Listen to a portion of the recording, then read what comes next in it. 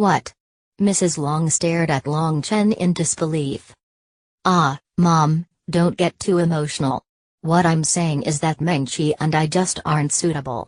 After all. Long Chen couldn't continue. No, that's crazy talk. Meng Qi is such a beautiful woman, how is she unsuitable for you? Mrs. Long was angered so greatly that she couldn't help but swear. Mom, listen to me. Love requires that both parties are willing. You didn't get our consent before setting this up for us. That's just too arbitrary. Are you trying to anger me? Mrs. Long couldn't even understand Long Chen's words anymore, and she was angered to the point that tears were falling. Long Chen was extremely embarrassed, but it wasn't as if he could say the truth. All he could do was to stand there as Mrs. Long cursed and cursed. Suddenly, his mother asked, Chenner, tell your mother the truth. Is it Meng Qi who wants to get out of this?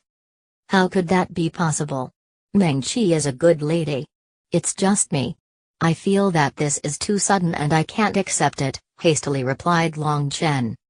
No need to say any more. Child, it's your mom and dad's fault. Mrs. Long wasn't stupid. She naturally knew what kind of character her son had. After thinking about it for just a moment, she knew that the situation wasn't as simple as he said. She hurriedly hugged Long Chen and cried bitterly. Mom, it's not as bad as you think. I just think we're not suitable now. That doesn't mean we might not get along better in the future. Laughed Long Chen. It's all part of my plan. First, annul this marriage arrangement, and then let your child use his own skills to pursue her back as a daughter-in-law. Wouldn't this be the best case situation? What part of that is easy? Meng Qi is a beautiful goddess. Who knows how many people are pursuing her?